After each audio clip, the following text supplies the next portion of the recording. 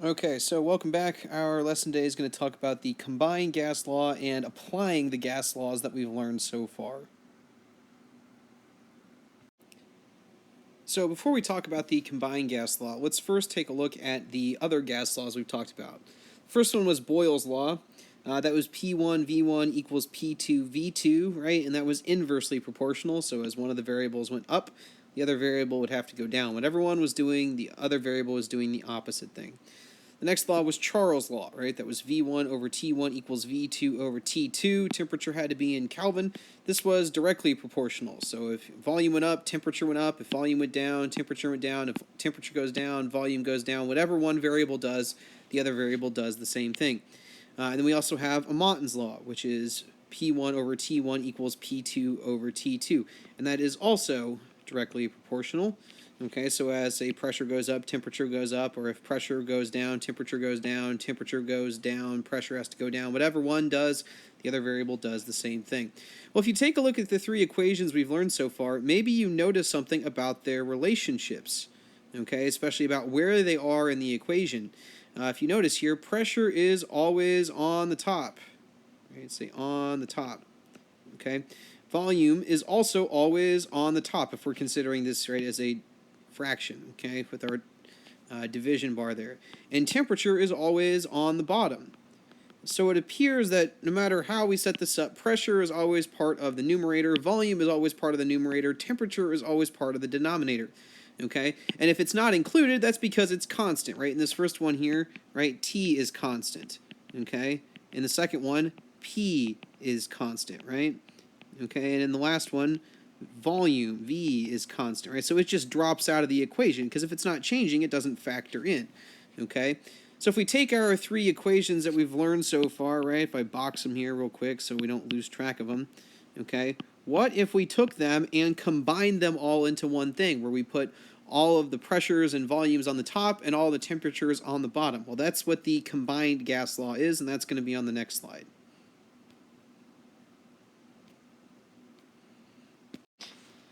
So if we take all the laws that we just did, Boyle's, Charles, and Amonton's, and we put all the variables on the side of the division bar here that they were on the previous laws, we get P1 times V1 over T1 equals P2 times V2 over T2.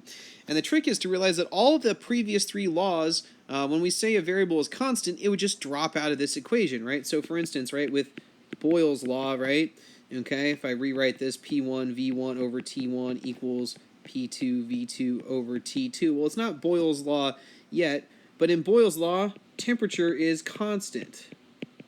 Okay? Temperature doesn't change. Well, if the temperature doesn't change, that means my initial temperature equals my final temperature. T1 is equal to T2. Well, if T1 equals T2, using algebra, okay, these two variables would cancel out, and I'd be left with what's on the top here. P1 times V1 equals P2 times V2, which is, in fact, Boyle's law. So the trick is to realize that the combined gas law is really just all of these laws, and if anything is constant, it just drops out of the equation.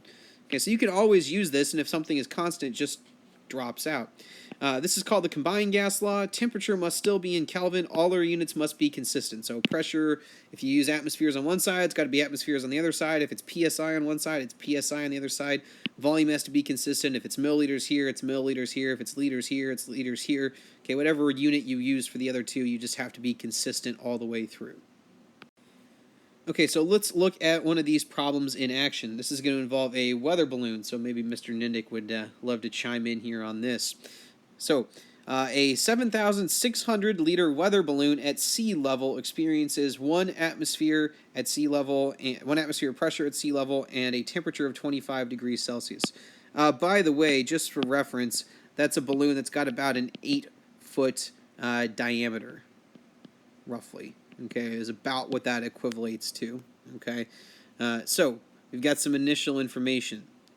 Let's just go ahead and label stuff here. This sounds like V1, right? Initial volume. At sea level experiences 1 atmosphere of pressure, so that sounds like P1. At a temperature of 25 degrees Celsius, that sounds like T1. Okay, the balloon rises to 100,000 feet and then pops. At the time of popping, the pressure was 0.000296 atmospheres, and the temperature drops to negative 25 degrees Celsius. What was the final volume of the balloon before popping?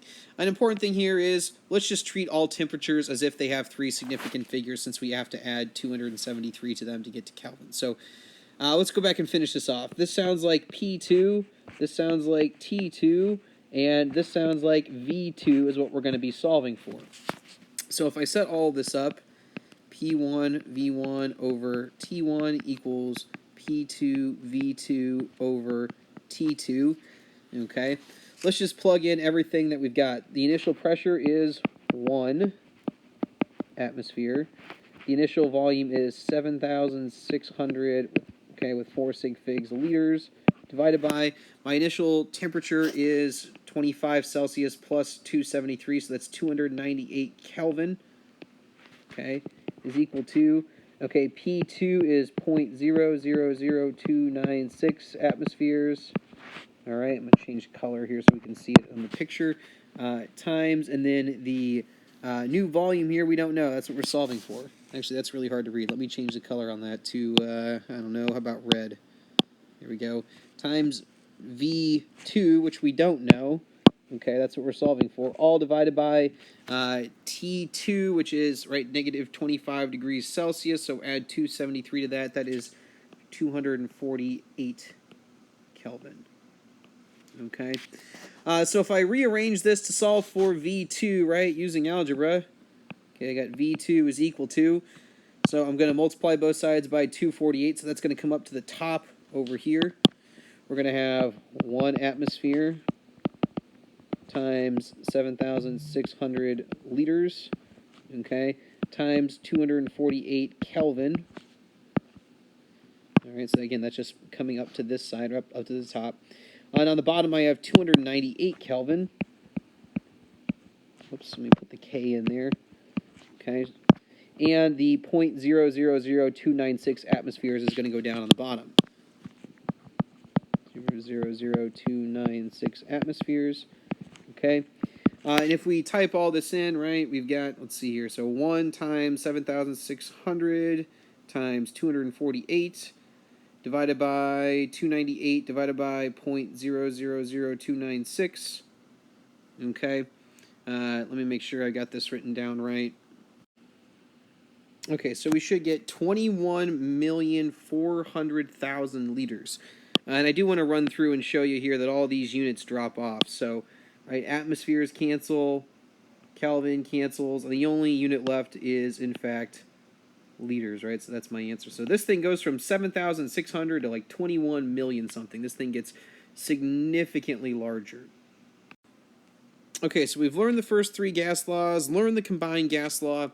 Now comes the trickier part, and that's going to be applying the gas laws. When to know to use each of them, okay? How do we know when to apply them? So you should look at what variables are given in the problem, figure out if any of them change. Anything that stays the same does not factor into the problem, okay? So let's look at this one underneath. It says a 1.0 liter rigid container experiences 12 atmospheres of pressure at 425 degrees Celsius. What is the new pressure if the temperature drops to 0 degrees Celsius? Okay, so a couple things to recognize here, right? You might think, oh, hey, this looks like volume 1, right? If I were to write this down, a 1 liter container. However, the word rigid here means that it doesn't change volume. So really that means V1 equals V2. Okay, experiences a pressure of 12 atmospheres, so that's definitely P1 at a temperature of 425 degrees Celsius. That's definitely T1. Okay, we'll go ahead and add 273 to that. That's 698 Kelvin. Okay, what is the new pressure? Okay, that sounds like P2 if the temperature drops to 0 degrees Celsius. So that's convenient, that's easy, that's 273 Kelvin, right?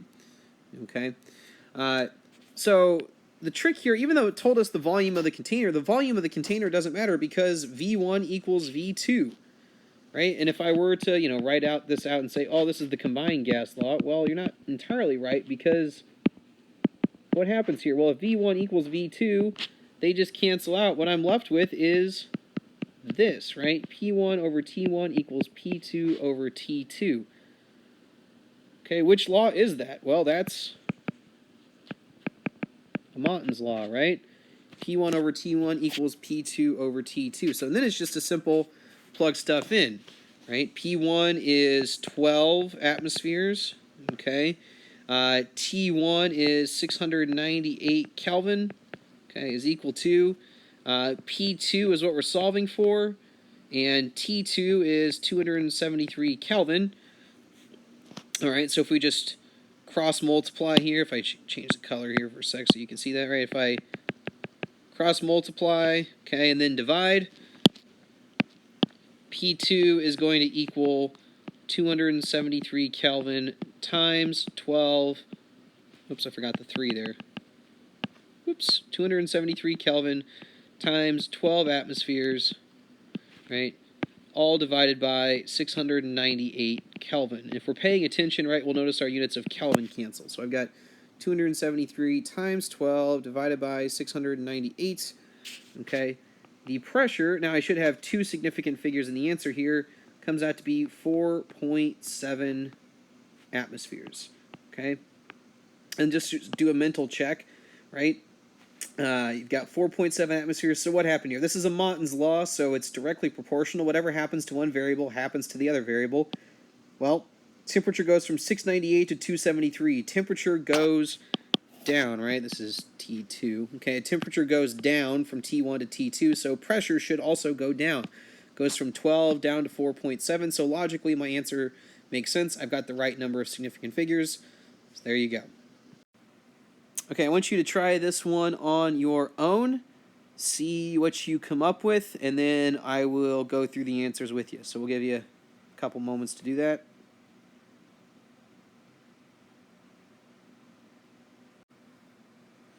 Okay, so this says a tire is inflated to 32 psi on a hot summer day at 32 degrees Celsius. In the winter, it drops to negative 10 degrees Celsius. What's the new pressure? So if we look at it first in terms of the combined law, notice nothing is mentioned about volume here because we're assuming the volume of the tire doesn't change. We're just filling it with air, okay? So if V1 equals V2, they drop out, and what I'm left with is P1 over T1 equals P2 over T2. Hey, that's once again a Montan's law, okay? So P1 is 32, T1 is 305 Kelvin, P2 is what we're solving for, T2 is 263 Kelvin. Okay, so once again, cross multiply and divide 263 times 32 divided by 305. That's what we see right here. Two significant figures, right? My units for Kelvin are going to cancel out, so I'm left with PSI. I get an answer of 28 PSI to two significant figures. Okay. So it says safe tire pressure is between 29 and 32 PSI. Is it safe to drive on these tires in the winter without refilling them with air? I mean, it's probably close enough, but really you'd want to inflate it just a little bit more. No, it needs some air to reach the minimum safe pressure of 29 PSI. You'd probably be okay at 28, but to be safe, you'd want to put a little bit of air in your tires. So hopefully you got that correct. The homework is going to be going through types of problems like this, asking you to figure out what equation to use to help you solve it. Okay, so finally here, if you need it, this is just a nice little summary of everything. It's got the 4 laws that we have talked about, when to use them, with what's constant, if it's inverse or directly proportional. So that'll help you on the homework if you're not sure maybe where to go. You can refer back to this. So there you go.